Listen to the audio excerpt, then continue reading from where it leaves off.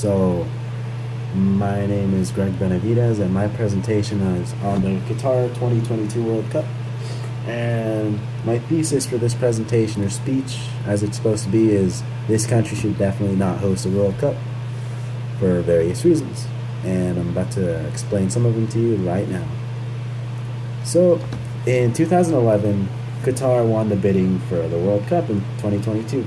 They do this 9 years in advance just to finally get the infrastructure and everything right, like the personnel and like all the stadia and all that stuff. They want it to be right when they first get, so like by kickoff in the summer of 2022, it could be good to go. So Qatar won that bidding over 4 nations. They won it over Japan, they won it over South Korea, they won it over Australia, and last but not least, they won it over the United States of America. All 4 of these countries are fit enough to host a World Cup, I feel. With the U.S., the U.S. could do it within like a few months if it needed to, maybe weeks. Australia, probably too. Japan and South Korea probably could handle it in in a short amount of time span. Qatar, however, it's not the case with Qatar. It's definitely not the case with Qatar.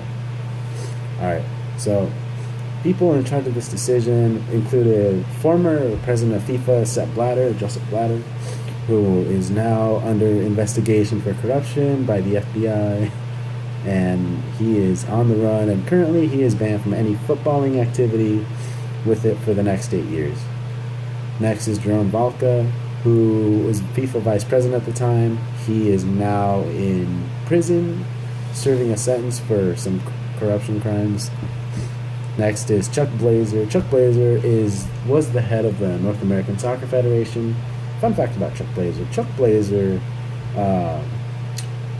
was rich enough to buy an apartment at Trump Towers.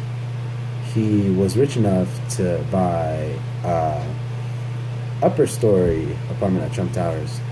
So essentially, if you buy an apartment at Trump Towers, you're buying it for someone special, or you're buying it for yourself, right? Right? It's for a human being. Nope. Chuck Blazer bought it for his 2 cats. That apartment is for his 2 cats, and only for his 2 cats.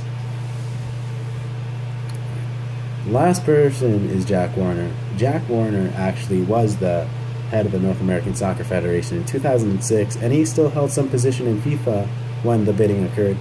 However, Jack Warner also got caught up in the FIFA investigation. And funny story, if you know The Onion, theonion.com, theonion.com is a satirical website where people post like funny fake stories, or like real stories, but like they kind of switch the words around the headlines to like buy some clicks and stuff like that.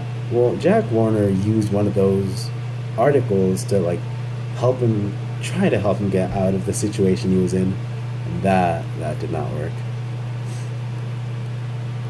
Alright, so some of the controversies of the FIFA World Cup, or the upcoming FIFA World Cup, is this World Cup is using 1.8 million migrant workers. 1.8 million, 600,000 of those are coming from India, and 500,000 of those are coming from Nepal, and the rest are coming from everywhere else in Southeast Asia or Asia in general. North Korea, Sri Lanka, Bhutan, China, all these other countries, and many more.